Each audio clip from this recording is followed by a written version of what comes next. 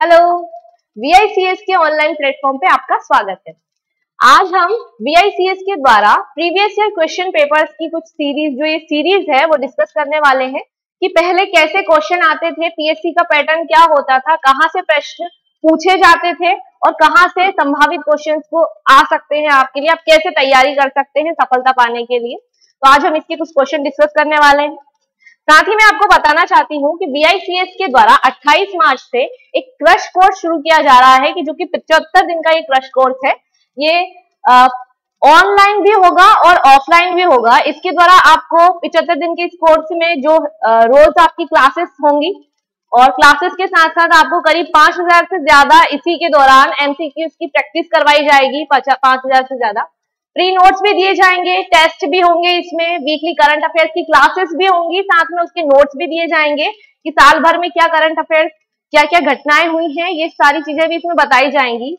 Daily इसमें GS की fact sheet भी दी जाएगी आपको और आपकी क्या रैंकिंग होगी, ये सब इस प्रवेश, हमारे जो प्रोग्राम है क्रश कोर्स का नाम है प्रवेश, उसके द्वारा आपको ये पूरी चीजें 75 दिन का क्रश कोर्स करवाया जाएगा।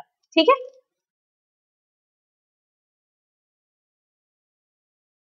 तो आज हम VICS के द्वारा इस पुराने जो क्वेश्चंस आते हैं उनको यहाँ पर डिस्कस करेंगे। जैसे हमने सबसे पहले हिस्ट्री को उठाया है कि हिस्ट्री में कहाँ से क्वेश्चन आते हैं और कैसे पूछे जाते हैं।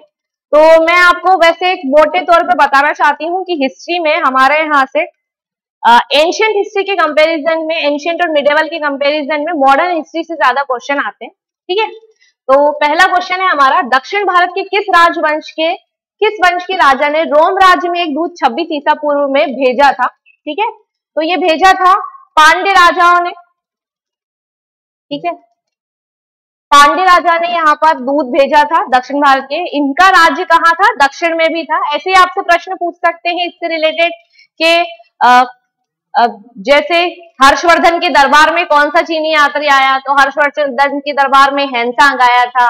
या फिर चंद्रगुप्त विक्रमादित्य के दरबार में कौन आया था, तो चंद्रगुप्त विक्रमादित्य के दरबार में फाहियान आया था जो कि चीनी यात्री था। तो यहाँ से दूत भेजने की जो परंपरा है ये ऐसे शुरू होती है, मतलब इस तरह से क्वेश्चन यहाँ से आ सकते हैं। अगला है, पानीपत की पहली लड़ाई में बाबर ने किसको हराया था? पानीपत की पहली लड़ाई में बाबर ने किसको हराया था? तो पानीपत की पहली लड़ाई में बाबर ने इब्राहिम लोदी को हराया था। एक प्रश्न यहाँ से ये आ सकता है कि पानीपत की पहली लड़ाई हुई कब थी? तो ये हुई थी 21 अप्रैल 1526 में ये लड़ाई हुई थी, है ना। प्रश्न ये भी आ सकता है कि पानीपत की पहली लड़ाई का परिणाम क्या था, किसने किसको हराया, या फिर इब्राहिम लोदी को पानीपत की पहली लड़ाई में किसने हराया? तो बाबर ने हराया। फिर आपसे इससे रिलेटेड और क्वेश्चन ये आ सकते हैं कि पानीपत की दूसरी लड़ाई कब हुई, तीसरी लड़ाई कब हुई, या फिर तराइन का पहला युद्ध कब हुआ, तराइन का दूसरा युद्ध कब हुआ। तो इस तरह से यहाँ से क्वेश्चन आपके आएंगे, है ना। युद्ध ज्यादातर क्वेश्चन युद्ध से भी पूछे जाते हैं, जैसे कि हल्दी घाटी का युद्ध कब हुआ, है ना, हल्दी घाटी का युद्ध किसके बीच हुआ, ऐसे क्वेश्चन आ सकते हैं। अगला है, तैमूरलंग ने किस वर्ष भारत पर आक्रमण किया? तो तैमूरलंग ने भारत पर 1398 ईस्वी में यहाँ पर आक्रमण किया था। तैमूरलंग कौन था? तैमूरलंग एक मंगोल आक्रमणकारी था, असभ्य जनजाति के लोग, है ना। चीन के उत्तर पश्चिम में रहने वाले ये लोग क्या करते थे? असभ्य थे और इन्हें किसी बात में स्त्री विषयक नैतिकताओं का अभाव था। तो ये असभ्य जनजाति के लोग थे और असभ्य थे, स्त्री विषयक नैतिकता का इनमें पूर्णतः अभाव था।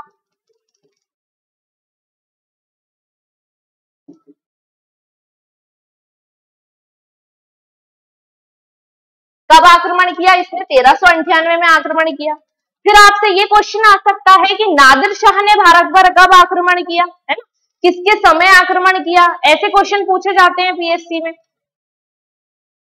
अगला है, शिवाजी मुगलों की कैद से भागने के समय, शिवाजी की मुगलों की कैद से भागने के समय कौन से नगर में कैद थे? तो शिवाजी मुगलों की कैद से भागने के समय आगरा में कैद थे, है ना। आगरा में कहाँ थे? आगरा में थे जयपुर भवन में कैद। एकदम।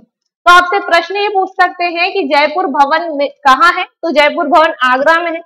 फिर आपसे पूछ सकते हैं कि शिवाजी जब मुगलों की कैद में थे उस समय दिल्ली का सुल्तान कौन था? तो उस समय दिल्ली के सुल्तान था औरंगजेब, है ना। औरंगजेब।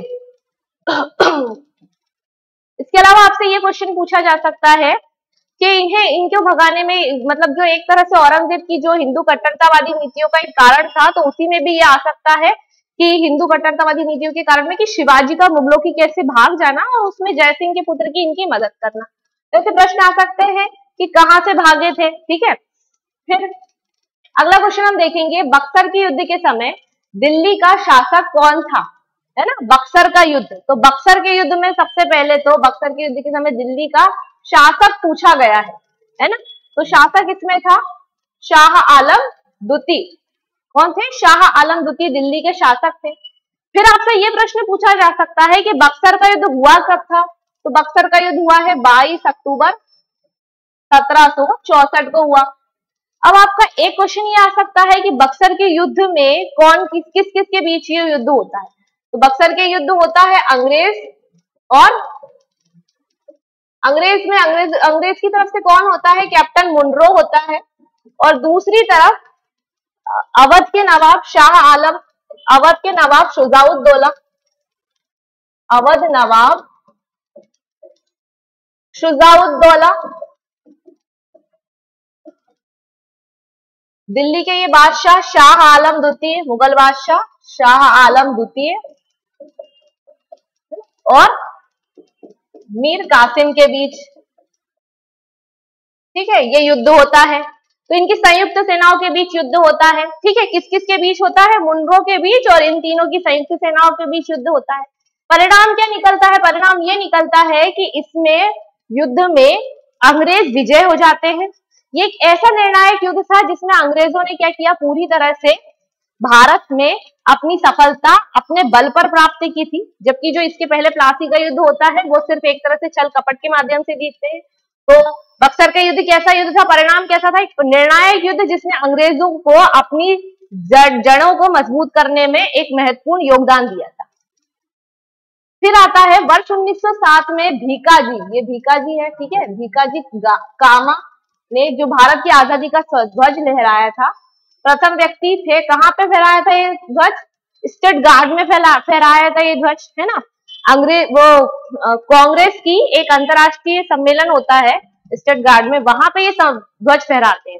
इस ध्वज को किसने बनाया था? इस ध्वज को वीडी सावरकर जी के द्वारा तैयार किया गया था, है ना। यहां से ऐसे जैसे कि 1907 में क्या हुआ था, भीकाजी कामा जी जो आजादी का राष्ट्रध्वज फहराने वाले प्रथम व्यक्ति थे। ऐसे आपसे पूछा जा सकता है कि ब्रिटिश हाउस ऑफ कॉमन्स का चुनाव जीतने वाले प्रथम भारतीय व्यक्ति कौन थे, या फिर आपसे ये पूछ सकता है कि केंद्रीय असेंबली के पहले भारतीय अध्यक्ष कौन थे। ऐसे ऐसे प्रश्न यहां से बन सकते हैं आपके। अगला आता है, स्वतंत्र भारत के प्रथम गवर्नर जनरल कौन थे? प्रथम गवर्नर जनरल कौन थे? तो प्रथम गवर्नर जनरल ये पूछ रहा है स्वतंत्र भारत के, है ना। तो हमें स्वतंत्र भारत में प्रथम गवर्नर जनरल बताना है लॉर्ड माउंटबेटन, है ना। अगर देखा जाए प्रथम गवर्नर जनरल और अंतिम गवर्नर जनरल भी यही थे, अंतिम वायसराय भी यही थे, अंतिम वायसराय भी यही थे, है ना। तो स्वतंत्र भारत के प्रथम गवर्नर जनरल या फिर अंतिम वायसराय तो कौन हो गए? Lord Mountbatten. फिर आपसे ये पूछा जा सकता है कि अंग्रेजों के द्वारा जैसे बंगाल में जब गवर्नर जनरल का पद सृजित किया गया था, तो बंगाल का पहला गवर्नर जनरल कौन था? तो बंगाल का पहला गवर्नर जनरल वॉरेन हेस्टिंग था। फिर आपसे ये पूछे कि भारत का पहला गवर्नर जनरल कौन था? तो वो विलियम बेंटिंक था। फिर आपसे पूछे कि भारत का प्रथम वायसराय कौन था? तो प्रथम वायसराय लॉर्ड कैनिंग था, है ना। तो अंतिम वायसराय भी लॉर्ड कैनिंग, प्रथम वायसराय भी लॉर्ड कैनिंग। लेकिन अगर देखा जाए स्वतंत्र भारत में अंतिम कौन हो गया? तो स्वतंत्र भारत में अंतिम यही हो गए थे, माउंटबेटन। फिर पूछे कि स्वतंत्र भारत के प्रथम भारतीय गवर्नर जनरल कौन थे, है ना। तो भारतीय गवर्नर जनरल में सिराज गोपालाचारी थे। ये 4, 5, 6 जो क्वेश्चन मैं आपको बोल रही हूँ ये आए भी हैं 2 से 3 क्वेश्चन इसमें से पीएससी में, और आने की संभावना भी है इसकी कि ये आ सकते हैं क्वेश्चन, है ना। अगला है असहयोग आंदोलन को कब स्थगित किया गया? कौन सा आंदोलन? असहयोग आंदोलन। तो असहयोग आंदोलन कब स्थगित किया है वो पूछ रहा है, स्थगित करना। तो ये स्थगित हुआ 1922 में। फिर ये भी आ सकता था क्वेश्चन कि असहयोग आंदोलन कब लाया गया? तो ये 1920 में आया था आपका असहयोग आंदोलन।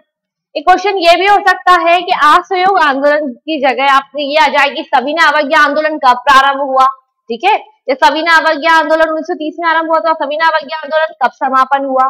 फिर पूछ सकते हैं खिलाफत आंदोलन कब आया या रॉलेट एक्ट कब आया, है ना। तो इस तरह से प्रश्नों के आंदोलन के जो मुख्य मुख्य आंदोलन, जैसे हमने देखा कि मैंने आपको बताया जैसे कि हमारा मॉडर्न हिस्ट्री से ज्यादा क्वेश्चन पूछते हैं, है ना। तो मॉडर्न हिस्ट्री में कौन जो आंदोलन है, जैसे रॉलेट एक्ट हो गया, जलियांवाला बाग हत्याकांड हो गया, खिलाफत आंदोलन हो गए, हमारे असहयोग आंदोलन, सविनय अवज्ञा आंदोलन, भारत छोड़ो आंदोलन, तो इनके डेट्स आपको याद रखने, है ना, और किसने इनका नेतृत्व किया ये याद रखना है। अगला है किसके द्वारा स्वराज दल की स्थापना की गई, है ना। स्वराज दल की स्थापना किसके द्वारा की गई, तो स्वराज दल की स्थापना चित्तरंजन दास और मोतीलाल नेहरू के द्वारा ये स्थापना की गई थी। स्वराज दल क्या था, स्वराज दल ये असेंबली में, मतलब जो विधायिका में चुनाव जीतने के लिए वैधानिक निकायों द्वारा विधानसभा के में, मतलब ये चाह रहे थे कि कांग्रेस चुनाव लड़ना नहीं चाह रही थी, और ये लोग चाह रहे थे, चित्तरंजन दास और मोतीलाल नेहरू जी, कि हम क्या करें, वैधानिक निकायों में प्रवेश करके ही भारत को स्वतंत्रता दिला सकते हैं, अंग्रेजों की नीतियों में परिवर्तन अपने अनुसार ला सकते हैं, इसलिए ये एक अलग दल की स्थापना करते हैं जिसे कहते हैं स्वराज पार्टी। तो स्वराज पार्टी की स्थापना किसने की, चित्तरंजन दास और मोतीलाल नेहरू जी ने कब की, ऐसा प्रश्न भी आया था आपका। तो ये प्रश्न है, आपका आंसर है 1923 में इसकी स्थापना की थी। फिर आपका ये क्वेश्चन आ सकता है, जैसे स्वराज दल आ गया, है ना, तो फिर अलग आ सकता है कि होम रूल लीग की स्थापना किसने की, है ना। तो होम रूल लीग की स्थापना एनी बेसेंट जी ने, तिलक जी ने की थी होम रूल लीग की स्थापना। ऐसे क्वेश्चन आ सकते हैं यहाँ से, तो उसको देखना है। फिर है प्लासी की लड़ाई कब लड़ी गई, तो हमने अभी देखा था बक्सर का युद्ध कब हुआ, 1764 में। साथ में मैंने आपको बताया था प्लासी की लड़ाई, पहली लड़ाई कौन सी थी उनकी, प्लासी की लड़ाई। तो प्लासी की लड़ाई कब हुई, 1757 में हुई थी। ये कौन थे इसमें, लॉर्ड क्लाइव। प्रश्न आया आपका कि किस किस के बीच हुई, तो लॉर्ड क्लाइव और बंगाल का नवाब कौन था, सिराजुद्दौला, सिराजुद्दौला के बीच हुई थी। लॉर्ड क्लाइव और अब बंगाल का नवाब सिराजुद्दौला के बीच ये लड़ाई हुई थी। पूछे अगर प्रश्न कि जो आपकी प्लासी की लड़ाई थी, इस लड़ाई का परिणाम क्या निकला, तो इस परिणाम में अंग्रेज विजय हो गए और सिराजुद्दौला की हार हुई। फिर अगर आप इससे ये पूछे, ये भी पूछ सकता है कि इस लड़ाई का किस तरह से, मतलब ये जीते थे, अंग्रेजों की विजय किस प्रकार की, तो एक तरह से षड्यंत्रकारी विजय थी। अंग्रेजों ने षड्यंत्र का सहारा लिया, फूट डालो राज करो की नीति में इन्होंने सिराजुद्दौला के जितने भी विश्वास पात्र व्यक्ति थे उन्हें अपनी ओर मिला लिया था, है ना, मीर जाफर को। तो फिर इस तरह से ये प्लासी की लड़ाई अंग्रेज जीत गए थे छल कपट के माध्यम से। लेकिन जब इसके माध्यम से इन्होंने बंगाल में इन्हें क्या मिला, जमीन मिल गई पैर रखने के लिए। लेकिन अगर पूछे आपसे कि अंग्रेजों ने कब निर्णायक सफलता प्राप्त की भारत में, बंगाल में, कब उनकी जड़ें मजबूत हुई, तो वो आपका बक्सर का युद्ध आएगा। ठीक है, अगला ब्रह्म समाज के संस्थापक कौन थे, तो ब्रह्म समाज के संस्थापक राजा राम मोहन राय जी थे। ठीक है, ब्रह्म समाज, आपका प्रश्न आ सकता है ब्रह्म समाज की स्थापना कब हुई, तो 1828 में हुई। आपसे पूछा जा सकता है ब्रह्म समाज की स्थापना कहाँ हुई, तो ये कलकत्ता में हुई, है ना। आपसे पूछा जाए कि ब्रह्म समाज का उद्देश्य क्या है, तो इसका उद्देश्य है सभी धर्मों में समरसता की स्थापना करना, है ना, धार्मिक कुरीतियों को दूर करना, आडंबरों को दूर कर एकेश्वरवाद पर बल देना, मूर्ति पूजा का खंडन करना, ऐसी चीजें इनके सिद्धांतों में थी। तो ये लोग क्या करते थे, बैठक करते थे, उसके स्थान पे ये ब्रह्म समाज है। तो आपसे ऐसा प्रश्न पूछ सकते हैं कि थियोसॉफिकल सोसाइटी की स्थापना कब की गई, या आपसे पूछा सकते हैं वेदांत समाज की स्थापना कब की गई, आत्मीय सभा की स्थापना कब की गई, है ना। तो प्रश्न इस तरह से आ सकते हैं कि आत्मीय सभा, या फिर आपसे पूछ सकते हैं सत्य शोधक समाज की स्थापना कब की गई, किसके द्वारा की गई, है ना, कहाँ की गई, ऐसे प्रश्न आते हैं यहाँ पे। तो ये हो गई एक संस्था, और संस्था से क्या क्या संभावित क्वेश्चन बनेंगे कि जो संस्था है, संस्था की स्थापना किसने की, कब की, कहाँ की, और उद्देश्य क्या है ना। मैक्सिमम इससे क्वेश्चन आते हैं संस्थाओं से रिलेटेड। फिर हमारा अगला क्वेश्चन है, निम्न कथनों पर विचार कीजिए नीचे दिए गए कूट की सहायता से। कूट देखेंगे हम कि मोहनजोदड़ो, हड़प्पा, रोपड़ कालीबंगन सिंधु घाटी सभ्यता के प्रमुख स्थल है क्या? ये हाँ बिल्कुल है, सिंधु घाटी सभ्यता के प्रमुख स्थल है। जो प्रमुख बड़े बड़े नगर थे उनमें से है ये। हड़प्पा के लोगों को सड़कों और नालियों के जाल तथा नियोजित शहरों का विकास किया था इन लोगों ने, बिल्कुल किया था, क्योंकि हड़प्पा वाले लोग जो थे विश्व की पहली नगरीय सभ्यता थी और ये नगरों की मुख्य विशेषताएं थी जिनको इन्होंने अपनाया था। अगला आता है कि हड़प्पा के लोगों को धातुओं के उपयोग का पता था? पता नहीं था, ये बोल रहे हैं नहीं था, तो बिल्कुल गलत है ये, क्योंकि इनको पता था। इन्होंने तांबे और टिन को मिलाकर कांसे का प्रयोग किया, कांसा बनाया था। चांदी थी, चांदी का प्रयोग करते थे ये। सोने की भी जानकारी थी इन्होंने, सोना चांदी तांबा सबकी इनको जानकारी थी। हाँ, लोहे का ज्ञान नहीं था। अगर ये सिर्फ धातु की जगह आपको ये बोलता कि क्या लोहे का ज्ञान था, तो जी नहीं, लोहे का ज्ञान नहीं था। तो हमारा कौन कौन सा, जिसमें तीसरा वाला ये आया है, तो तीसरा वाला हम गलत कर देंगे। जहां जहां तीसरा होगा ये तो हमारा राइट आंसर क्या हो गया? 1 और 2। ठीक है, तो आपको कैसे करना है, पहले ये देखना है कि गलत वाला क्वेश्चन कहाँ पे कूट में आ रहा है, उसको हम हटाएंगे और फिर बाकी का सॉल्व करेंगे। अगला आता है सेल्यूकस, जिसको अलेक्जेंडर द्वारा सिंध एवं अफगानिस्तान का प्रशासक नियुक्त किया गया था। किसको? सेल्यूकस को अलेक्जेंडर द्वारा। अलेक्जेंडर कौन है? ये अलेक्जेंडर भाई सिकंदर महान है ना, इसके द्वारा अफगानिस्तान का प्रशासक सेल्यूकस को नियुक्त किया गया था, जिसे एक भारतीय राजा ने हराया था। सेल्यूकस को किस भारतीय राजा ने हराया? तो सेल्यूकस को हराया था चंद्रगुप्त मौर्य ने हराया, है ना। तो आपसे ऐसा पूछा जा सकता है किसने किसको हराया। जैसे एक तरह से अगर इसी युद्ध की बात करें तो यहाँ पे क्या क्या क्वेश्चन आ सकते हैं। एक तो इसने हराया, ठीक है, इसके युद्ध का वर्णन किसने किया? तो युद्ध का वर्णन एप्पियानस ने इनके युद्ध का वर्णन किया है ना। अब इसके बाद इसको सेल्यूकस क्या करता है, दहेज के रूप में इन्होंने कांधार, हेरात, काबुल आदि इसको चंद्रगुप्त को दे देते हैं। फिर और साथ में अपनी बेटी कार्नेलिया का विवाह भी कर देते हैं। चंद्रगुप्त उनको 500 हाथी उपहार में देते हैं। ठीक है, तो ये इस युद्ध में ऐसा होता है। अगर आपसे इसके अलावा युद्ध में ऐसा पूछा जाए, ये तो एक क्वेश्चन हो गया, मान लीजिए एक दूसरा क्वेश्चन ये पूछा जाए कि हर्षवर्धन और पुलकेशिन द्वितीय के मध्य नर्मदा घाटी के मध्य युद्ध हुआ था, है ना, उसमें कौन विजय हुआ, है ना। तो ऐसा क्वेश्चन आपका आ सकता है। या फिर आपका तो इसमें कौन विजय हुआ था, तो भैया पुलकेशिन द्वितीय विजय हुआ था, ऐसा आ सकता है। ठीक है, या फिर ये आ सकता है कि दसराज युद्ध किस किस के मध्य हुआ था, किसने किसको हराया था, ऐसा क्वेश्चन आ सकता है। तो यहाँ से क्वेश्चन ऐसे आते हैं, युद्ध से रिलेटेड क्वेश्चन ज्यादा पूछे जा रहे हैं। फिर आते हैं ईस्ट इंडिया कंपनी के किस अंग्रेज गवर्नर को औरंगजेब द्वारा भारत से निष्कासित किया गया, है ना। भारत से निष्कासित किया गया में हम देखेंगे, इसमें है सर जॉन चाइल्ड को इन्होंने, जैसे कि आप इन क्वेश्चंस को कुछ ऐसे आते हैं ना, कुछ अलग से ही आ जाते हैं, तो इसको आप ऐसे कर सकते हैं, नॉर्मली याद करने की कुछ ट्रिक्स से याद कर सकते हैं कि बच्चे को जैसे भगा देते हैं, तो ऐसे चाइल्ड को इन्होंने निष्कासित कर दिया, गो जाओ यहाँ से। तो किसने हराया, किसने भगाया? औरंगजेब ने भगा दिया, निष्कासित कर दिया किसको? चाइल्ड को। सर जॉन चाइल्ड को यहाँ से निष्कासित कर देते हैं, है ना। तो ये कुछ ऐसे अलग से क्वेश्चन आ जाते हैं, जैसे कि बंबई नगर की स्थापना किसने करी, है ना, आगरा की स्थापना किसने करी, ऐसे क्वेश्चन आ सकते हैं आपके यहाँ से।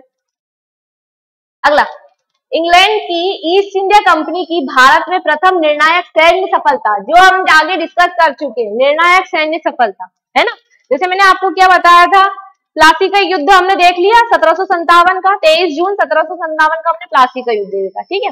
फिर 22 अक्टूबर 1764 का हमने बक्सर का युद्ध देखा। दोनों में क्या अंतर था? प्लासी के युद्ध में उनको जगह मिली थी, लेकिन बक्सर से उन्हें पूरी तरह से यहाँ पे शासन संचालन की अनुमति मिल गई थी। तो ये निर्णायक युद्ध, सैन्य सफलता, क्योंकि अपने बल पर वो जीते थे, है ना। तो बल पर जीतने के कारण ये युद्ध कौन सा हो गया हमारा? बक्सर का युद्ध, ठीक है। बक्सर का युद्ध एक निर्णायक सैन्य सफलता थी, क्योंकि प्लासी के युद्ध में हजारों सैनिक थे नवाब की सेना में और सैकड़ों सैनिक थे अंग्रेजों की सेना में, फिर भी अंग्रेजों ने क्या किया था? नवाब को हरा दिया था षड्यंत्र के कारण। जबकि यहाँ पर बक्सर के युद्ध में अंग्रेज पूरी तरह से बराबरी से युद्ध लड़ते हैं, किसके साथ? नवाब के साथ, शाह आलम द्वितीय के साथ, अवध, है ना, और किसके? अवध नवाब शुजाउद्दौला के साथ भी लड़ते हैं। तो तीनों की सेनाओं के साथ युद्ध कैसे लड़ते हैं? एक पूरी तरह से बराबरी की टक्कर से लड़ते हैं। तो ये उनकी निर्णायक सैन्य सफलता थी। अगला, तो अंग्रेजों के विरुद्ध भीलों द्वारा क्रांति कहां से आरंभ की गई, है ना, भीलों द्वारा। तो हम देखेंगे अगर आपको ऐसा क्वेश्चन आ रहा है और आपको नहीं समझ में आ रहा है कोई सी चीज कि भीलों के द्वारा क्रांति कहाँ आरंभ की गई, हमें नहीं पता, अब मध्य प्रदेश में कहाँ हुई, क्या ये महाराष्ट्र में हुई, बिहार में हुई, हम सबसे पहले देखेंगे भीलों का क्षेत्र कौन सा है ना, एक अंदाजा लगा रहे हैं कि भीलों का क्षेत्र कौन सा है। तो भील बंगाल में रहते हैं क्या, बिल्कुल नहीं रहते, तो जहाँ बंगाल वाली जगह हम उसको काट देंगे एक तरह से, ठीक है ना। बिहार में रहते हैं क्या, नहीं रहते हैं, तो जहां बिहार में आ रहा हो वहां पे काट देंगे हम एक तरह से, है ना। मुख्यतः हमें पता है मध्य प्रदेश में काफी मात्रा में है, मध्य प्रदेश में है, राजस्थान में है, महाराष्ट्र इसका क्षेत्र है, तो हम क्या लगाएंगे इसका आंसर, मध्य प्रदेश और महाराष्ट्र। ऐसे ये तो भील हुआ। अगर आपसे पूछे संथाल विद्रोह कहाँ हुआ, है ना, कोल विद्रोह कहाँ हुआ, आपसे कहते भूमिज आंदोलन कहाँ हुआ, दक्कन विद्रोह कहाँ हुआ, तो ये क्षेत्र के आधार पे हुए, नाम से ही समझ में पड़ रहा है कि किस क्षेत्र में हो सकते हैं, ठीक है। जैसे संथाल हुआ तो ये झारखंड में हो गया, तो ये दक्कन विद्रोह हुआ तो दक्कन का पठार मुख्य रूप से महाराष्ट्र में आ रहा है, तो हम उसका आंसर महाराष्ट्र लगाएंगे। तो इस तरह से आपको अगर ये प्रश्न आ रहे हैं तो उन आंदोलन से संबंधित क्रांति कहाँ से आरंभ हुई, आप ऐसे क्षेत्र के आधार पर उसका आंसर दे सकते हैं। फिर है आधुनिक इतिहासकार जिसने 1857 के विद्रोह को स्वतंत्रता की पहली लड़ाई कहा, है ना। आधुनिक इतिहासकार किसने कहा 1857 के विद्रोह को स्वतंत्रता की पहली लड़ाई, ये कहा है वीडी सावरकर, है ना। किसने कहा है, वीडी सावरकर जी, विनायक दामोदर सावरकर, विनायक दामोदर सावरकर, है ना। पहले क्या हुआ था, 1857 की क्रांति हो गई थी, है ना, 1857 में हुई होगी 1857 की क्रांति। तो उसके बारे में ज्यादा जानकारी नहीं थी, लेकिन वीडी सावरकर ने जब इसकी पुस्तक लिखी अपनी 1857 की क्रांति करके पुस्तक है उनकी, भारत का प्रथम स्वतंत्रता संग्राम करके पुस्तक लिखी, तब जाके ये 1857 की क्रांति को भारत का पहला स्वतंत्रता संग्राम होने का गौरव प्राप्त हुआ था। तो ऐसे आपसे ऐसे ये क्वेश्चन पूछा जा सकता है कि भैया वीडी सावरकर ने ऐसे किसने कहा इसको, तो इन्होंने कहा। फिर अलग से आपसे किसी की बुक पूछ सकते हैं और ये इसका राइटर कौन है, कि मिरादुल अखबार किसने लिखा भैया, है ना, या फिर आपसे पूछ ले यंग इंडिया आंदोलन की जनक कौन है, ऐसे क्वेश्चन पूछे जा सकते हैं। तो ये लड़ाई कहाँ था, किसने कहा था, तो 1857 के विद्रोह को वीडी सावरकर जी ने कहा था। अगला है बाल गंगाधर तिलक द्वारा राष्ट्रीयता को बढ़ावा देने हेतु अखबार निकाला गया। हाँ, बाल गंगाधर तिलक, है ना। पहले इनका पूर्ण नाम, एक तरह से उपनाम क्या है इनका, लोकमान्य। क्या नाम है इनका, लोकमान्य कहा जाता था। तो एक प्रश्न आ सकता है कि लोकमान्य उपनाम से कौन जाने जाते थे, तो बाल गंगाधर तिलक जाने जाते थे। अब हम बात करते हैं अखबार निकाला, तो कौन सा अखबार निकाला, इन्होंने निकाला है केसरी, ठीक है।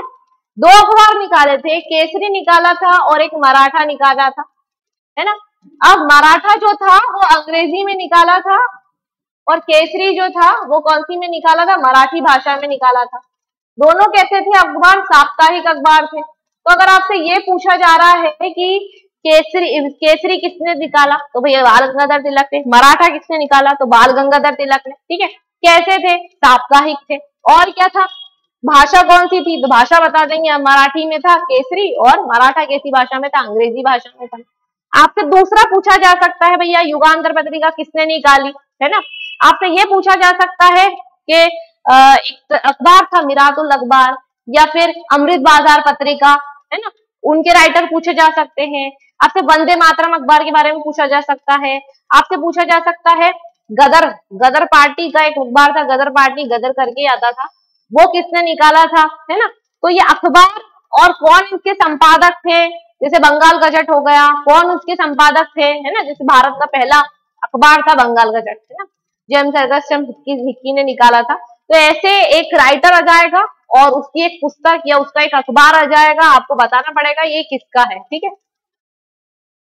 फिर आता है महात्मा गांधी ने 1922 में असहयोग आंदोलन क्यों वापस ले लिया। अभी हमने देखा था, प्रश्न एक आया था कि असहयोग आंदोलन कब वापस लिया गया, तो हमने देखा था 1922 में, ठीक है।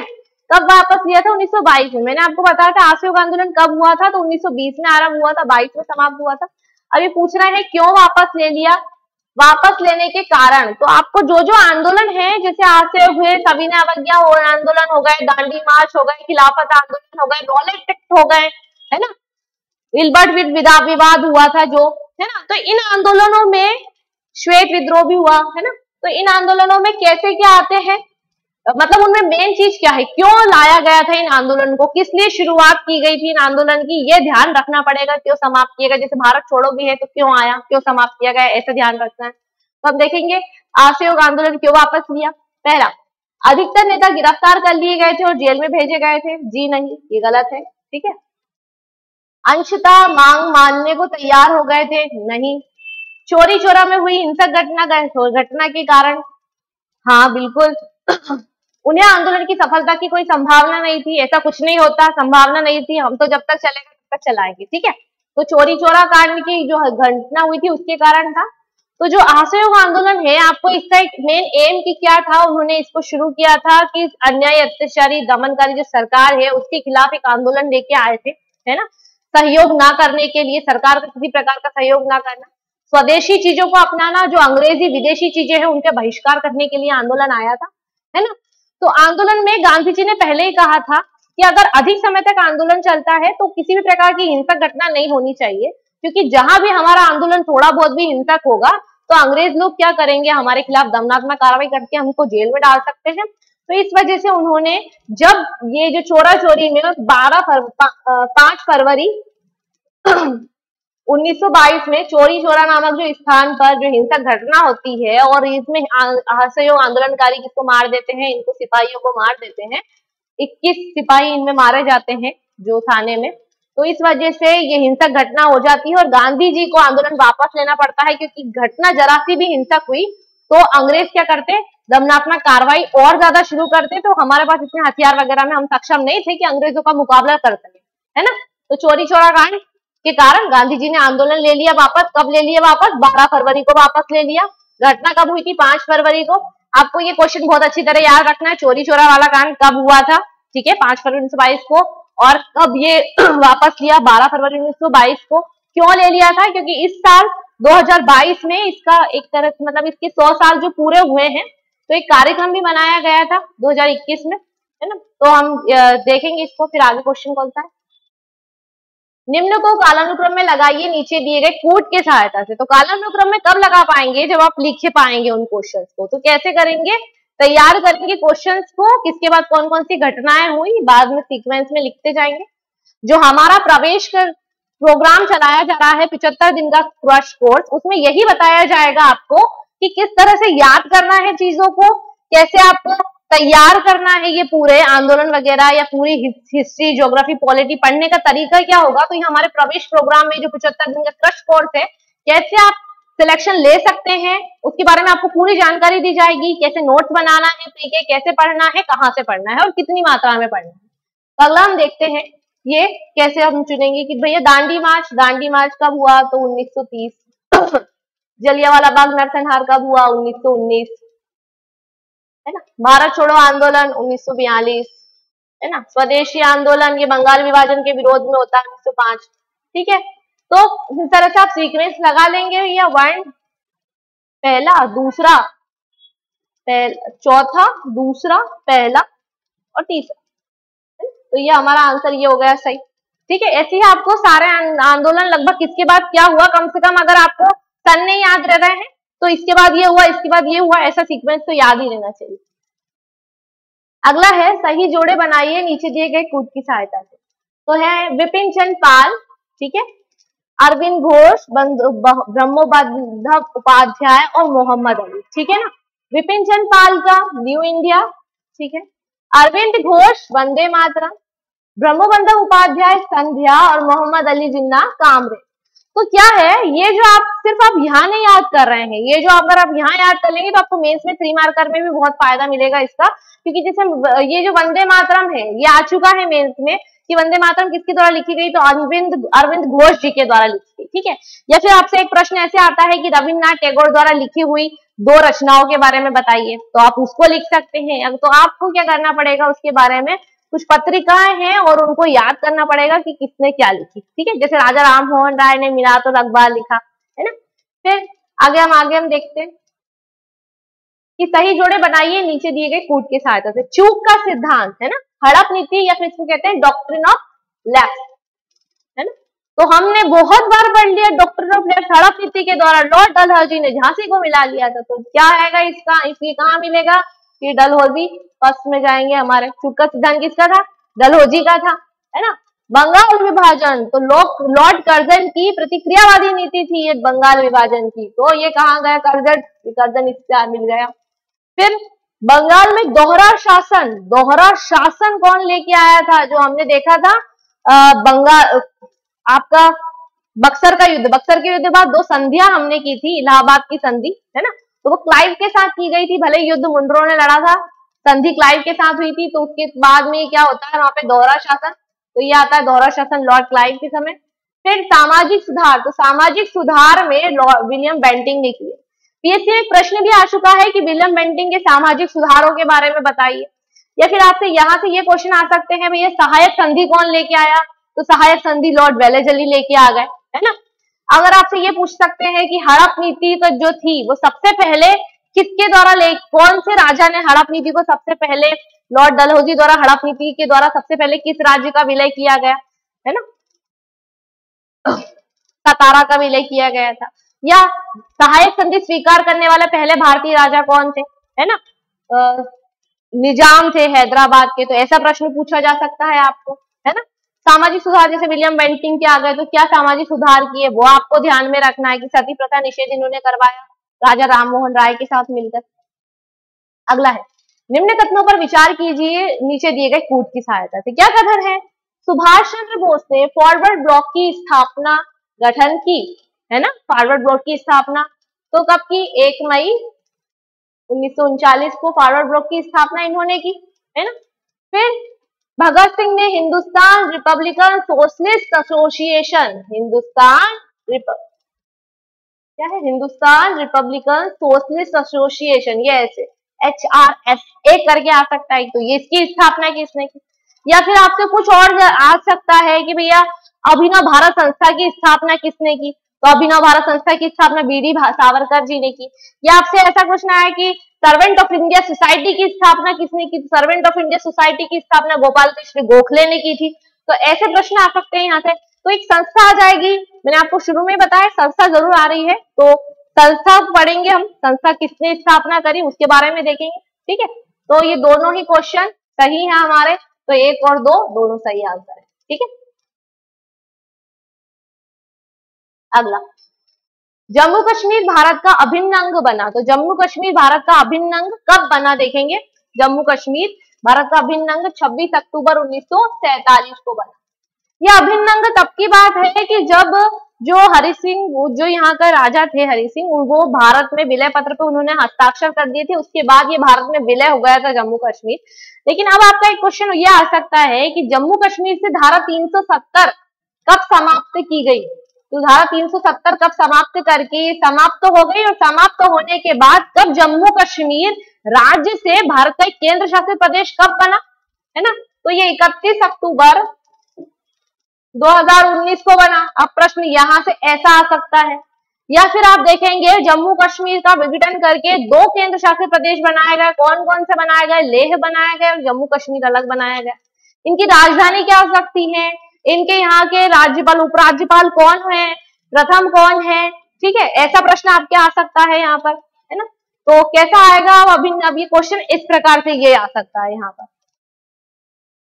अगला, भारत और पाकिस्तान के मध्य घोषित प्रथम युद्ध किस किस के बीच, भारत के बीच और पाकिस्तान के बीच युद्ध कब हुआ था, है ना। तो आपका 1965 में भारत पाकिस्तान के बीच युद्ध हुआ था हमारा, है ना। तो अब एक युद्ध ये भारत और ये बांग्लादेश, ये जो बांग्लादेश को अलग किया था, कब अलग हुआ था बांग्लादेश में, कब स्वतंत्रता मिली थी, तो 1971 में हुई थी, है ना। भारत चीन कब हुआ था, तो 1962 में हो गया था। ऐसे प्रश्न आपको इधर से आ सकते हैं, जैसे अभी यूक्रेन और रूस का युद्ध का चल रहा है बहुत ज्यादा, तो युद्ध वाली चीजों पे आपको जून में ही पेपर है तो फोकस करना है कौन सा युद्ध कब हुआ था, ऐसे यहाँ से क्वेश्चन बन सकते हैं। अगला, हड़प्पा वालों को निम्न में से किसका ज्ञान नहीं था, ये था नहीं था, ठीक है। तो हमने देखा था हड़प्पा में कुओं की व्यवस्था, नालियों की व्यवस्था, सोखते गड्ढों की व्यवस्था, कचरे की व्यवस्था थी, ढकी हुई नालियां थी, सड़कें थी, बढ़िया सब था वहां पर। स्विमिंग पूल एक तरह से स्नानागार के रूप में था, अन्नागार था, है ना। कुएं भी थे, तो कुओं का निर्माण वहां पे हुआ था। खंबे बिल्कुल थे वहां पर, खंबे खंडर मिले हैं हमें, खंडर। नालियां तो बिल्कुल बहुत अच्छी पकी हुई मिली थी हमें, जिप्सम चूने का प्रयोग करके बनाई गई थी। मेहराब का ज्ञान था क्या? नहीं, बिल्कुल मेहराब का ज्ञान नहीं था। ये मेहराबे वाली जो एक तरह से जो कलाकृति है, ये हमारे यहाँ की नहीं है, ये ईरानी शैली पे है। जो मेहराब, गुंबद जो ये बनाए जाते हैं, ये हमारे यहाँ के ना होकर ये एक तरह से ईरानी शैली पे बनाए जाते हैं। तो ये भारतीय कला का हिस्सा एक तरह से नहीं है, ठीक है। तो हड़प्पा वाली कला का हिस्सा ये नहीं है। अगला, हड़प्पा काल में तांबे के रथ की खोज हुई थी, है ना। क्या किसकी खोज हुई थी? तांबे का रथ खोजा गया था, ठीक है। दहमाबाद से, ठीक है। ऐसे आपसे पूछ सकता है हल कहाँ से खोजा गया, तो हल मिला हमें बनवाली से मिल गया था, है ना। ऐसा प्रश्न आपको आ सकता है। तो भारत में सबसे बड़ा हड़प्पा का स्थल कौन सा है? जो राखी गढ़ी सबसे बड़ा हड़प्पा का स्थल है भारत में। अगला, महावीर की मृत्यु के बाद जैन संघ का मुखिया किसे नियुक्त किया गया? तो महावीर की मृत्यु के बाद आर्य सुधर्मा जो है वो जैन धर्म के मुखिया बने थे। कौन? आर्य सुधर्मा जैन धर्म के मुखिया बने थे। अब क्या है? जैन संघ, तो आपका जैन आ गया। जैन से भी पीएससी में बहुत क्वेश्चन आते हैं, जैन से बौद्ध से बहुत ज्यादा क्वेश्चन आते हैं इनसे, कि पहली जैन संगति कब हुई, पहली बौद्ध संगति कब हुई, है ना। ऐसा प्रश्न आ सकता है। या फिर जैन धर्म दो शाखाओं में कब बंट गया, या फिर आपको ये आ सकता है कि दिगंबर जैन में की शाखा किसकी थी, ये जो, और श्वेतांबर जैन की शाखा कौन सी वाली थी, है ना। जैसे जब विभाजन हुआ था दिगंबर और श्वेतांबर में, तो एक के थे स्थूलभद्र और दूसरे थे भद्रबाहु। तो भद्रबाहु जो थे वो दिगंबर के थे और स्थूलभद्र किसके थे? श्वेतांबर के। तो ऐसे प्रश्न आ सकता है आपको। फिर जैन संघ के मुखिया कौन बने? तो सुधर्मा बने। ये यहाँ से प्रश्न हो गया हमारा। अगला, राजगृह का राजकीय चिकित्सक जीवक को जिसे गणिका के पुत्र के रूप में जाना जाता है, उसका नाम क्या था? तो वो था हमारा रमणीय। इसका आंसर पीएससी रमणीय देते हैं, लेकिन आप बौद्ध साहित्य वगैरह का अध्ययन करेंगे तो आपको थोड़ा सा इसमें पता चलेगा कि इसका आंसर आम्रपाली कहीं पे मिलेगा आपको, लेकिन इसका आंसर पीएससी के द्वारा रमणीय ही है। और वैसे रमणीय बहुत ज्यादा जगह मिल भी जाता है, ठीक है। तो इसमें पूछा गया है जीवक, है ना, राजकीय चिकित्सक जीवक। तो राजकीय चिकित्सक जीवक जिसे क्या बोला गया? गणिका के पुत्र के रूप में माना गया राजगृह का। अब आपका प्रश्न एक और भी आता है कि बिंबिसार, है ना, बिंबिसार ने, ये बिंबिसार है हर्यक वंश वाले, है ना। तो बिंबिसार ने इसी जीवक को अवंती के राजा चंड प्रद्योत जो थे, अवंती के राजा कौन थे? चंड प्रद्योत, उनकी सेवा शुश्रूषा के लिए भेजा था। मतलब उनकी तबियत खराब हो गई थी, वो पांडु रोग से पीड़ित हो गए थे, तो उनके लिए किसको भेजा था? अपने राजकीय चिकित्सक जीवक को ही भेजा था। तो आपसे एक प्रश्न यहाँ से भी आ सकता है कि बिंबिसार ने किस देश के राजा के लिए जीवक को उनकी सेवा शुश्रूषा के लिए भेजा था? तो अवंती के राजा चंड प्रद्योत के लिए भेजा था जीवक को। क्या हो गया था उनको? किस रोग से पीड़ित थे चंड प्रद्योत? तो पांडु रोग से पीड़ित थे। तो एक प्रश्न यहाँ से भी आ सकता है आपका। फिर निम्न में से कौन सा शासक वर्ण व्यवस्था का रक्षक, वर्ण व्यवस्था का रक्षक? तो हम देखेंगे एक तरह से तो वसुदेव कौन से वंश के थे भैया? कण्व वंश के थे। गौतमीपुत्र शतकर्णी, तो ये भैया सातवाहन वंश। खारवेल, तो ये कलिंग के राजा थे, है ना, जैन धर्म के थे ये। तो ये तो हो ही नहीं सकते हैं फिर। तो ये पुष्यमित्र शुंग था, ये ब्राह्मणवादी था और ये ब्राह्मण धर्म से संबंधित व्यक्ति था। तो कौन सा शासक वर्ण व्यवस्था का समर्थक हो गया? पुष्यमित्र शुंग। ये क्या करता है? मौर्य वंश के अंतिम शासक बृहदत्त की हत्या करके यहाँ पर ब्राह्मण धर्म की स्थापना करता है मगध में, है ना। तो पुष्यमित्र शुंग बाद में अपनी राजधानी विदिशा बना लेता है, लेकिन मेन आपने देखा है वर्ण व्यवस्था का रक्षक कौन हो गया? तो पुष्यमित्र शुंग हो गया, है ना। ऐसे आपको ऐसा प्रश्न आ सकता है कि हिंदुओं पर जजिया कर लगाने वाला पहला मुस्लिम शासक कौन था? तो ये फिरोज शाह तुगलक था। आपसे पूछा जा सकता है तीर्थ यात्रा कर किसने समाप्त किए? तो भैया अकबर ने किया। ऐसे यहाँ से प्रश्न आते हैं कि कुछ कुछ चीजें, कुछ विशेष कार्य जिन व्यक्तियों ने शुरुआत की, खत्म किए, जो उनसे संबंधित है ना। तो ऐसे उनसे संबंधित प्रश्न आपको आ सकते हैं यहाँ पर।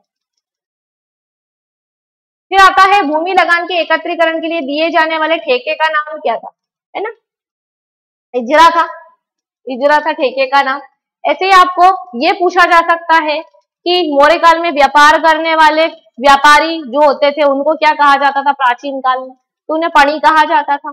या फिर आप कह सकते हैं कि तीर्थ किसे कहा जाता था, तो तीर्थ जो होते थे उच्च स्तर के मंत्री होते थे मौर्य काल में, उन्हें तीर्थ कहा जाता था। 2019 के मेंस में भी आया कि तीर्थ क्या होता है, प्री मार्कर में लिखने के लिए आया था, है ना। या आपको ये आ सकता है सीता क्या होती है, तो सीता एक राजकीय भूमि होती है, ठीक है। ऐसे प्रश्न, कुछ विशेष शब्दावलियां विशेष काल में जो प्रचलित थी, इस काल में क्या कहा जाता था भैया, उपदा परीक्षण होता था एक तरह से। क्या होता था उपदा परीक्षण, तो भैया मौर्य काल में जो उच्च स्तर के जैसे अमात्य लोग हैं उनके परीक्षण करने के लिए, उनके चरित्र परीक्षण करने के लिए टेस्ट किया जाता था, उसे उपदा परीक्षण कह सकते हैं। तो एक तरह से यहाँ से प्रश्न क्या किसी विशेष चीज को क्या नाम दे दिया जाता था, उस कालक्रम के विषय से प्रश्न पूछे जाते थे। फिर दीवान मुश्तक राज की स्थापित किया, तो दीवान मुश्तक राज की स्थापना किसने की, है ना, अलाउद्दीन खिलजी ने दीवान मुश्तक राज की स्थापना कर दी। आपसे ऐसा पूछा जा सकता है दीवान अर्ज की स्थापना किसने की, तो दीवान अर्ज की स्थापना जो की थी वो बलबन ने की थी। आपसे पूछा जा सकता है कि शहनाई मंडी की स्थापना किसने की थी, तो शहनाई मंडी की स्थापना अलाउद्दीन खिलजी ने की थी। ऐसे कोई एक विभाग जो किसी दूसरे व्यक्ति ने, किसी राजा ने उसकी स्थापना करी हो, उससे संबंधित वो प्रश्न पूछा जा सकता है ना। तो अलाउद्दीन खिलजी ने दीवान मुश्तक राज की स्थापना की। अगला, इतिहासकार अबुल फजल का कत्ल किसने किया, अबुल फजल, तो अबुल फजल कौन था, अबुल फजल एक तरह से अकबर का नवरत्न था। कौन, अकबर के 9 रत्नों में से एक था, 9 रत्न में से एक, ठीक है ना, अबुल फजल। अबुल फजल ने क्या क्या लिखा, अबुल फजल ने आईन अकबरी लिखा, अकबरनामा में लिखा, लेकिन हमारे प्रश्न में ये सब चीजें आ सकती हैं, लेकिन पूछा गया था कत्ल, तो कत्ल किसने किया था, वीर सिंह बुंदेला ने किया। अब आपसे ये पूछा जा सकता है कि वीर सिंह बुंदेला के द्वारा अबुल फजल का कत्ल किया गया, किसके कहने पर किया गया, तो ये किया गया था जहांगीर के कहने पर, है ना, जहांगीर के कहने पर वीर सिंह बुंदेला इनका कत्ल कर देते हैं। हम मध्य प्रदेश का रियासत, आपका एक टॉपिक ऐड हो चुका है, मध्य प्रदेश की रियासतें, जिनमें जब आप बुंदेला रियासत पढ़ेंगे तब आपको वीर सिंह बुंदेला हमारे यहीं के राजा हैं ये, तो आपको पता चलेगा बुंदेलखंड के राजा हैं। और जब ये जहांगीर की सहायता करते हैं अबुल फजल के कत्ल के जुर्म में, तो इनको क्या दिया जाता है, फिर यहाँ ओरछा रियासत इनको प्रोवाइड करवा दी जाती है, ओरछा रियासत इनको जहांगीर के द्वारा दे दी जाती है ना। तो जहांगीर के सम्मान में ओरछा में आपको जहांगीर महल मिलेगा, वो इसीलिए मिलेगा क्योंकि इनकी जहांगीर से अच्छी सी फ्रेंडशिप हो जाती है, तो जहांगीर के सम्मान में एक जहांगीर महल ओरछा में बनवाया गया, ठीक है। अबुल फजल ने क्या लिखा, आईन अकबरी अकबरनामा, और कत्ल किसने कर दिया, वीर सिंह बुंदेला ने किया।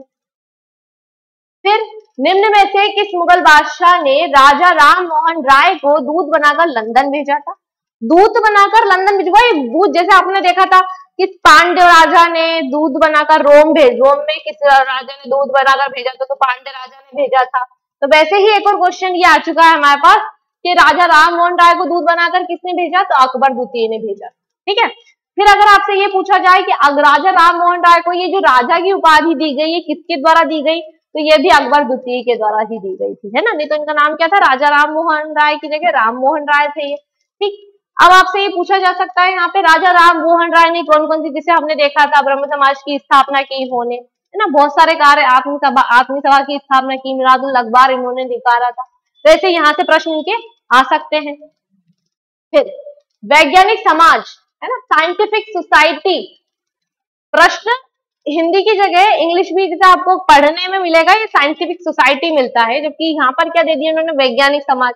तो वैज्ञानिक समाज की स्थापना किसने की, सर सैयद अहमद खान ने इसकी स्थापना की थी, वैज्ञानिक समाज की स्थापना। आपको जैसे वैज्ञानिक समाज की स्थापना इन्होंने की, है ना, तो ये स्थापना अलीगढ़ में करते हैं, अलीगढ़ में स्थापना करते हैं। क्यों करते हैं, क्योंकि ये अंग्रेजों को क्रांतिकारी गतिविधियों से बचाकर ये चाहते हैं कि अंग्रेज लोग क्रांतिकारी गतिविधियों में ना रहकर क्या करें, ये लोग हमारे पढ़ने में ध्यान लगाए, अपनी योग्यता एक स्किल डेवलप कर लें और आगे बढ़े, अंग्रेजों के साथ कदम से कदम मिलाकर चल सके, इसलिए ये इसकी स्थापना करते हैं, साइंटिफिक सोसाइटी की स्थापना। उसके बाद Aligarh modern Anglo oriental college की स्थापना किसने की, तो वो भी सर सैयद अहमद खान ने की।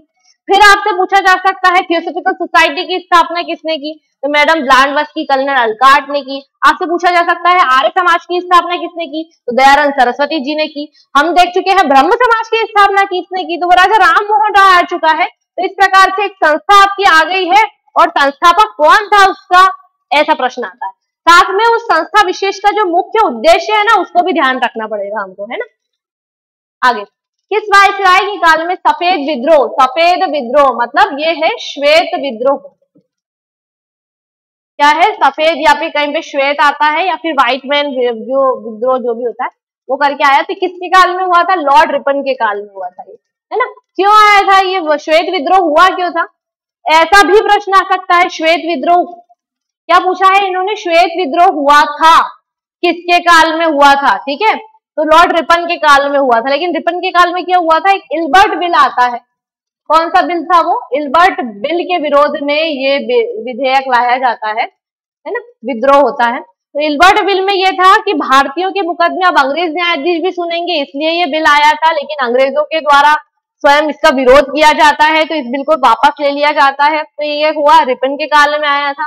अब आपके समय में ऐसा आ सकता है कि खिलाफत आंदोलन किसके समय में हुआ था, है ना। फिर आपसे ये पूछा जा सकता है भैया कि बंगाल विभाजन जो हुआ वो किस वायसराय के काल में हुआ। आपसे पूछा जा सकता है भारत छोड़ो आंदोलन के समय भारत का वायसराय कौन था, भारत की स्वतंत्रता के समय कौन था, जो आ ही चुका है स्वतंत्रता के समय वाला क्वेश्चन, तो माउंटबेटन हमने देखा था, है ना। तो ऐसे प्रश्न आ सकते हैं यहाँ से। वायसराय बिल्कुल याद रखना है, उनके काल विशेष में क्या चीजें होती हैं ये भी ध्यान रखना है आपको। अगला, भारतीय असंतोष के पिता, भारतीय असंतोष के पिता के रूप में कौन जाने जाते हैं, बाल गंगाधर तिलक जी जाने जाते हैं। एक प्रश्न यही के यही बन गया है कि भारतीय असंतोष का पिता के रूप में कौन जाना जाता है, तो बाल गंगाधर तिलक जाना जाते हैं, है ना। इनका उपनाम क्या था, हमने देख लिया था, लोकमान्य था।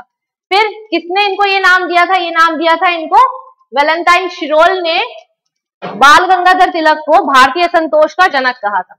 अब आपसे प्रश्न आ सकता है ऐसा, जैसे कि किसने इनको कहा था, किसी और व्यक्ति का उपनाम दे दिया जाए और पूछे कि ये उपनाम किसके द्वारा दिया गया। जैसे राष्ट्रपिता महात्मा गांधी को राष्ट्रपिता किसने कहा, तो सुभाष चंद्र बोस ने कहा, ऐसा प्रश्न आ सकता है। या आपको पूछा जा सकता है गांधी जी को सर की उपाधि किसने दी थी, है ना, सॉरी केसर हिंद की उपाधि किसने दी थी, तो अंग्रेजों के द्वारा दी गई थी। या आपसे पूछा जा सकता है कि रविंद्रनाथ टैगोर को गुरुदेव किसने कहा, तो गुरुदेव महात्मा गांधी जी ने कहा था। ऐसे प्रश्न आ सकते हैं। अगला, सुभाष चंद्र बोस के पूर्व आईएनए के कमांडर कौन थे, है ना, आईएनए इंडियन नेशनल आर्मी, उसके कमांडर कौन थे, उसके कमांडर इसके पहले मोहन सिंह थे, इन्होंने इसकी स्थापना करी थी। जो जापान से जो सैनिक, हमारा जो विश्व युद्ध हुआ था उसके बाद जो सैनिक थे भारतीय स्त्री और पुरुष, उनकी एक सेना बना ली गई थी और सेना के बाद उसके जो कमांडर थे कौन थे, मोहन सिंह थे, बाद में कौन हो गए, सुभाष चंद्र बोस हो गए। तो जैसे आईएनए के कमांडर हो गए। फिर आपसे पूछा जाता है आईएनए के 3 ब्रिगेड थे ना, सुभाष ब्रिगेड, सुभाष, नेहरू, गांधी, और इनका एक और ब्रिगेड था जिस महिला ब्रिगेड का नाम क्या था, लक्ष्मीबाई। तो ऐसे 4 ब्रिगेड के नाम पूछ सकते हैं आपको, ठीक है। तो यहाँ से ऐसे क्वेश्चन बनेंगे।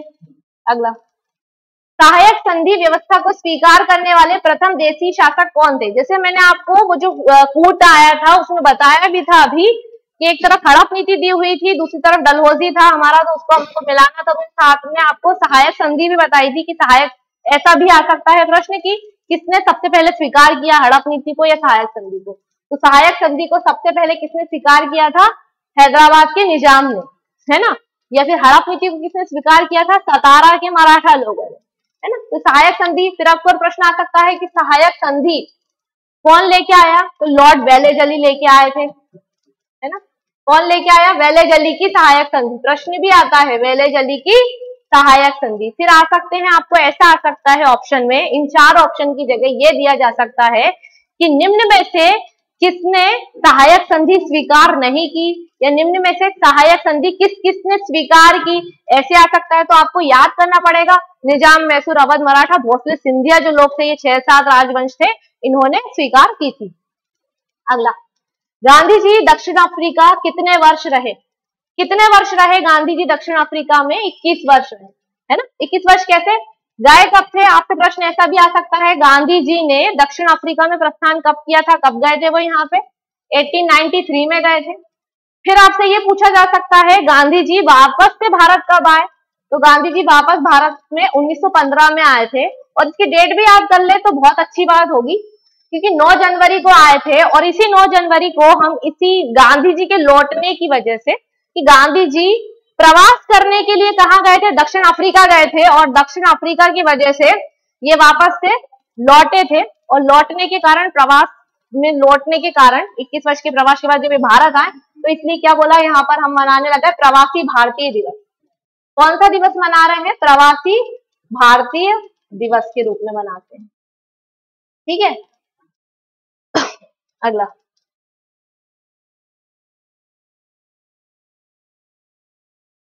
अगला है, भारत में इंग्लैंड का कौन सा दूत जहांगीर के पीछे अजमेर से मांडू गया था, कहां से गया, कौन के दरबार में, कौन की बात हो रही है, जहांगीर की बात हो रही है ना। तो हमें ये पता है कि जहांगीर के दरबार में सबसे पहले आए थे कैप्टन हॉकिंस आए। कौन आया, कैप्टन हॉकिंस। अब हॉकिंस सबसे पहले, अगर आपसे प्रश्न ये पूछा जाता कि जहांगीर के दरबार में सबसे पहले कौन आया था, तो उसका आंसर हम हॉकिंस देते, लेकिन प्रश्न ये पूछा गया जो अजमेर से मांडू तक जहांगीर के पीछे गया, तो वो है इसका आंसर टॉमस रो। फिर अगर आपसे ये पूछा जाता कि कौन अकबर के दरबार में, कौन मतलब अकबर से मिलने के लिए कौन अंग्रेज आए थे, तो अकबर से मिलने के लिए फादर मानसरेट और एका बीबा आए थे, जहांगीर से मिलने के लिए टॉमस रो आ गए। आपसे ऐसे ही जैसे कि आपने देखा कि किस शासक ने सबसे पहले वो जो गोल्डन फरमान दिया जाता है वो किसके द्वारा दिया गया, है ना। या फिर आपने एक देखा होगा कि बंबई शहर की स्थापना किसने की, किस अंग्रेज ने की, ऐसा प्रश्न आ सकता है। तो ऐसे ही हमारे क्या है, ये दूत, तो दूत के रूप में क्या आ गया हमारा, टॉमस रो। अगला, 15 अगस्त 1947 के बाद भारत का कौन सा भाग पुर्तगाल के अधीन बना रहा, प्रश्न वो बोल रहा है बना रहा, एंड तक, 15 अगस्त के बाद तक, बाद का मतलब इस 1947 के बाद तक, तो 47 के बाद तक जो है बात हो रही है पुर्तगाली लोगों की, है ना।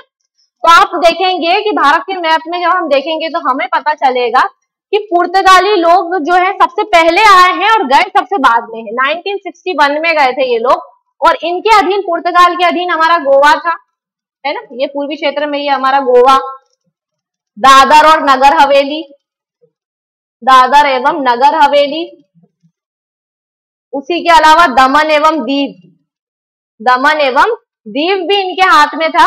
तो ये सब चीजें कब हुई, स्वतंत्रता के बाद। अगर आपको इसके ऑप्शन में, वैसे तो इसका आंसर गोवा है, लेकिन आपको गोवा नहीं देता, आपको दादर नगर हवेली देता तो भी वो पुर्तगाली के अधीन था, आपको दमन और दीव देता तो भी पुर्तगाली के अधीन था, ठीक है। ये तो हो गया पुर्तगाली का, लेकिन साथ में इनके एक और व्यक्ति थे, फ्रांसीसी लोग। कौन थे, फ्रांसीसी लोग। तो फ्रांसीसी में भी एक और चीज है, ये भी पता है 1954 में भारत से गए थे। तो अगर आपसे ऐसा क्वेश्चन आता है निम्न में से, ये जो आपको पुर्तगाल दिया है, अगर पुर्तगाल की जगह यहाँ पे फ्रांस दिया होता कि 1947 के बाद तक भारत का कौन सा भाग, पुर्तगाल की जगह क्या होता, फ्रांस, तो फ्रांसीसी के अधीन था। तो ये जो आपका ये पश्चिमी तट है भारत का, ठीक है, ये वाले साइड का, तो इसमें आता है पांडिचेरी, कारेकल, माहे, यनम, ये जो क्षेत्र है हमारे किसके अधीन थे, फ्रांसीसियों के अधीन थे। अगर इसकी जगह आपको ऑप्शन में ये चीजें दी होती, इनमें से कोई सा दिया होता और पूछा जाता फ्रांसीसियों के अधीन क्या था भारत की स्वतंत्रता के बाद भी, तो आप इनमें से इसका आंसर लगाते, ठीक है।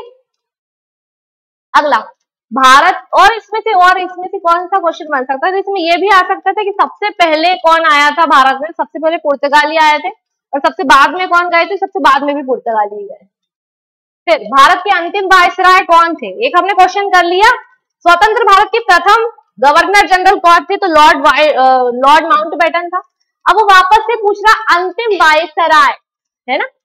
वायसराय के पद का जो समाप्ति की गई वो 1947 में की गई, तो वो थे लॉर्ड माउंटबेटन ही थे उस समय, तो अंतिम वायसराय भी यही थे।